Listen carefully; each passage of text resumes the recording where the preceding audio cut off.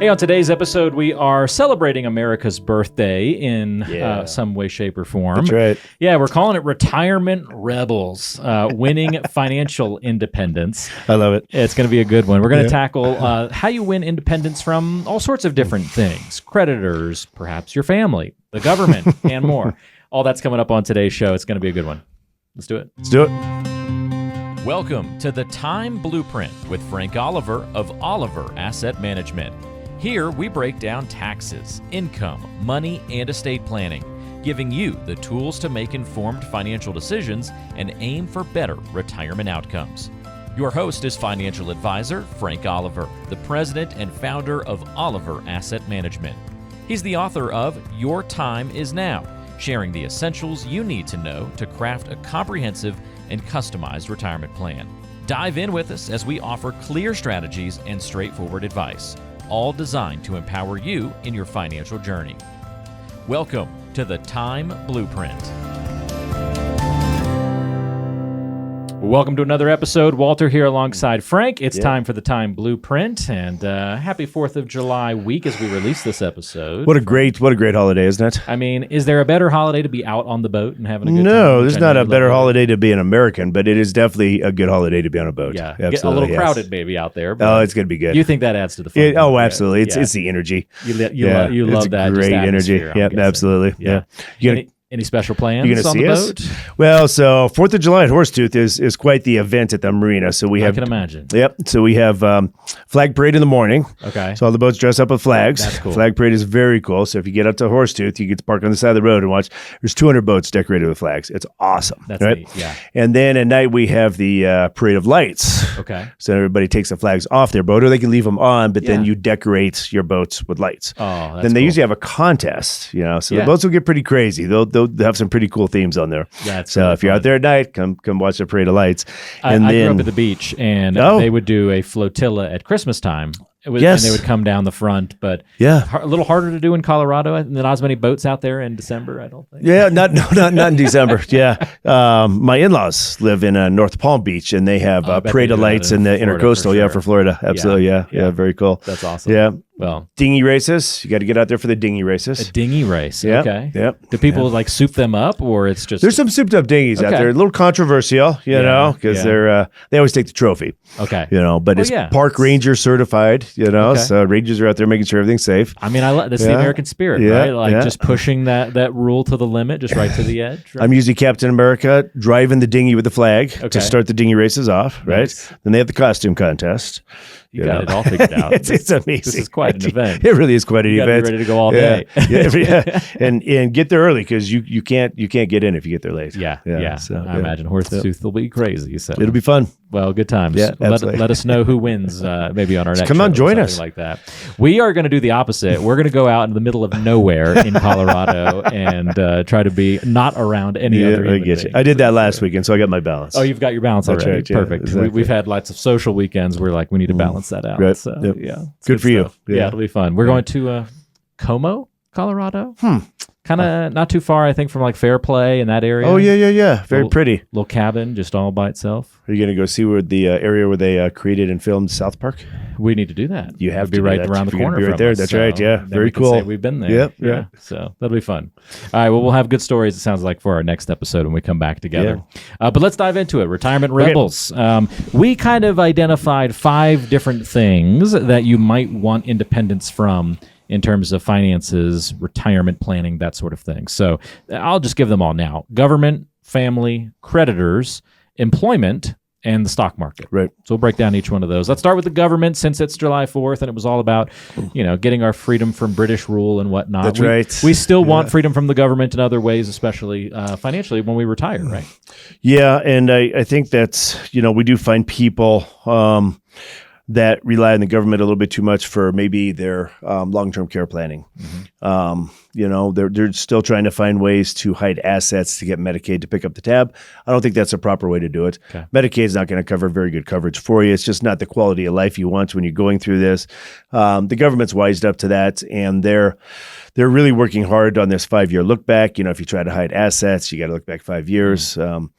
So there's some challenges there, and I'm kind of a red-blooded American from that standpoint, and I think if we have the proper assets and means to take care of ourselves, that we shouldn't be hiding it. That's why we saved it, to have fun or take care of ourselves. So I don't think we should hide our money to have the government take care of us. So that's my opinion. Makes sense. I guess Social Security would fall under this as well, right? Like a government program that can be helpful, that you've paid into, that you want to get something out of, but relying totally on Social Security, you almost want a little independence from that. You do. And I mean, Social Security is definitely everybody's right that's paid into it. So I think, everybody definitely needs to, the government needs to continue with their obligation to provide Social Security benefits. There's no doubt about that. But I think relying on Social Security benefits to provide 100% or at least a large percentage of your income in retirement is not a very good plan. Because there's a pretty good chance that they're gonna cut our benefits on us here. So that could have a significant impact on your lifestyle. So do not rely on the government to, take care of you. You should be able to retire on your own assets and then use Social Security as a supplement. So that really gets to the crux of the type of planning that you do, right? Like, hey, there's ways that this is already done for you, but they're not going to get you all the way to the finish line. So we need to fill in the gaps and find other ways to get you freedom from these programs. Yeah, we got to be responsible for ourselves sometimes. Yeah, okay, very good. Sometimes people want independence from their family. It sounds kind of sad on the front of it, but I bet we have a lot of people watching and listening to the show that are shaking their heads right now saying, yep. Yep. What does that look like for most people that you work with? We don't have a lot of clients that rely on their family, but we do hear from time to time that a portion of my retirement or something that's probably going to carry me through retirement will be an inheritance. Okay. From the other direction. Versus moving in with the kids. We also hear from time to time that the kids said that they will take care of me if I need long-term care. They will take care of me. I've actually never seen that work out very well. It can cause a lot of difficulty. It can cause a lot of difficulties. It's very stressful on the family. It's very hard on the family. It's very expensive for the family. I can imagine how challenging it is for these care providers that get paid pretty decent money and they trained for this and they signed up for this. And it's probably still a very challenging job for these trained, skilled professionals in the healthcare industry to deal with these long-term care situations. Now throw it on a family member. Yeah, a family member that may have to quit their job or something like that to take care of you. And I just, again, red-blooded American, we got to take care of ourselves sometimes. So even family assistance is fine, and the family should love and give. But even if you have that wish of support, perhaps from your kids, you may not want to put a burden on them. And if you have the means to not do that, that's pretty compelling. Yeah, it is very compelling. And it's just I think so one of my very first clients. And this is kind of where I learned this from. Actually, her husband came down with Alzheimer's. Okay, and she stood by him and she was going to take care of him, and that lasted 6 months, and she could not handle the stress and the ability to take care of him longer than 6 months. So something to think about. These are not fun things to plan in advance for, but very helpful when you plan in advance. And it's great if you have a family that's willing to help. So don't take that out of the picture for sure. Yeah, very good. Yep. All right, another place where people want independence from is the crediting arena, from creditors, and just get down pretty much to let's retire with no debt or as minimal amount as possible. Yeah, I think that you could definitely be over leveraged, when it comes to debts. Most of my clients are not. But debt is not always bad. I'm actually not a proponent of somebody taking a portion of their 401k and paying off their house just to get out of debt, because you haven't really increased your balance sheet. You took money from this balance sheet to pay down this balance sheet, but your equity position in life is exactly the same, right? Yeah. But it costs you taxes to get it from here to pay off this. Yeah. This may be costing you 3 or 4%. Less accessible, right? Yeah, exactly. Yeah. The house is not near as accessible as your 401k. And if you're paying 3 or 4% on debt and your investments are earning 7 or 8, I mean, you don't have to stroke the calculator too many buttons, to figure that one out. So yeah. Credit card debt, different story, but you're probably not seeing a ton of credit card debt. We don't see a ton of credit card debt with our clients. People are coming through. Yeah, I think people have learned their lesson on 20, 25, 30%. But by the time they get to retirement, by the time they're in their 60s, exactly. That, so, It is important to be independent from your creditor, so just be smart with it. Hopefully that's an easy one for people to check off the list. Yep.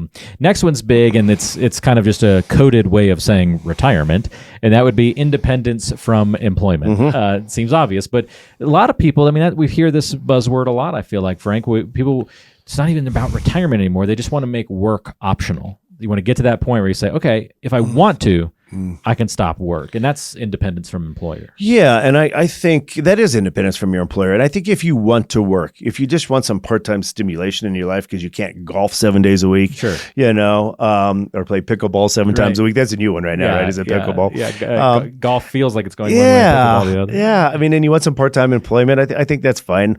I have a lot of friends that retire and they go sell tools at Home Depot or something. Sure. The women go to sell flowers at Home Depot or some other place that sells, plant arrangements, floral arrangements, So I think that's fine. But again, that all starts earlier in life than the day you retire.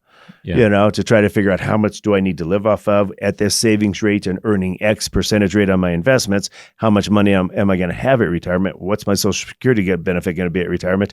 How much debt am I going to have at retirement? Was I able to satisfy that debt?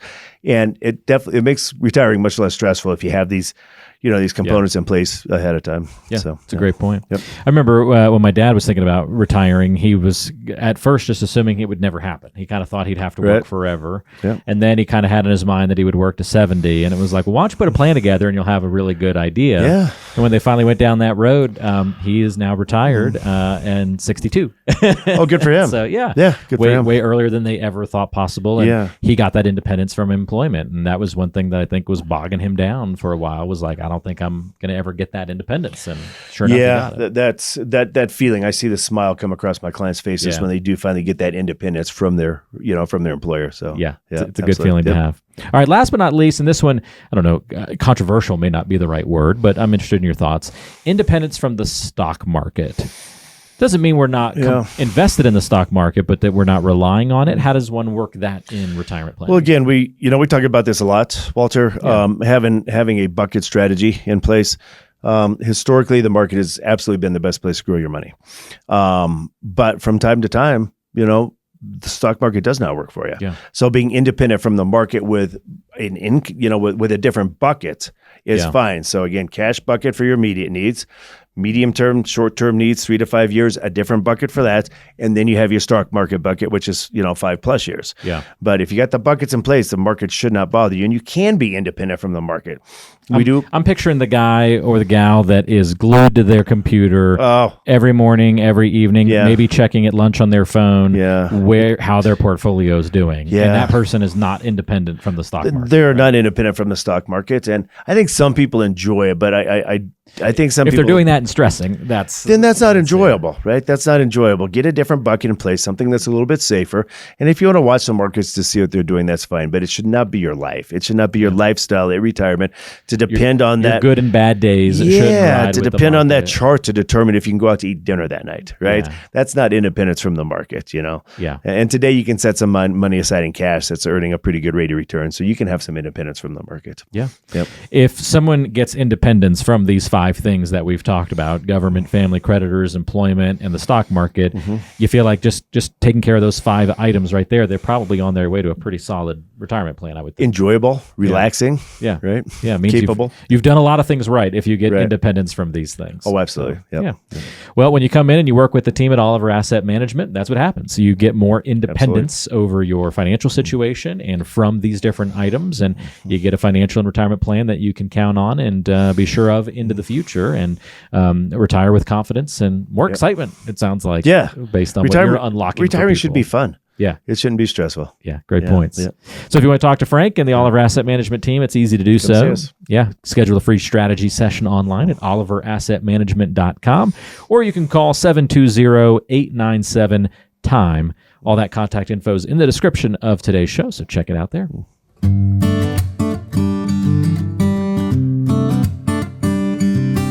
Well, it's time to get to know Frank a little bit better on today's show. We're talking music, so it's right up Frank's alley. I know you've been to a lot of concerts, Frank, so I'm curious. I do love some music. What's the best concert you've been to? If you, it might be tough for you to narrow down. I don't know. Yeah, it is. I've been to a lot of good shows. We really enjoy going up to the Jazz Aspen Snowmass Festival over Labor Day. Nice. There's been some good concerts up there. Stevie Wonder. Oh, very cool. Kid Rock. Oh, Mumford nice. and Sons. Toby Keith. Okay. A lot of good ones up there. But my all-time favorite's probably Van Halen. And I have to tell you, it's probably the last Van Halen concert I saw. Really? And they were wearing out a little bit. I mean, I think Eddie, before he passed, he was probably in his 60s. Okay. And that guy was playing that guitar like he was still 20 years old. How many years ago would that have been? Well, this is probably 10 years ago. Okay. And I think Eddie passed away 2 or 3 years ago. So he might have been in his 50s, late 50s. So what made that last one so good? It was just memorable because that was a band that I grew up with in high school. Yep, yeah, exactly. And then just to see him one last time, like their life finale, you know, and to see Eddie Van Halen, still the world's greatest guitarist ever, just up there ripping it on stage was pretty cool. Somebody pushing 60, just crushing that Fender Stratocaster or whatever. So, that's cool. Yeah, I love it. That's great. Very cool. Yep. Very cool. Van Halen. Can't go wrong That's there. Right. Yep. All right. Let's get to the mailbag. We've got a great viewer and listener question on today's show.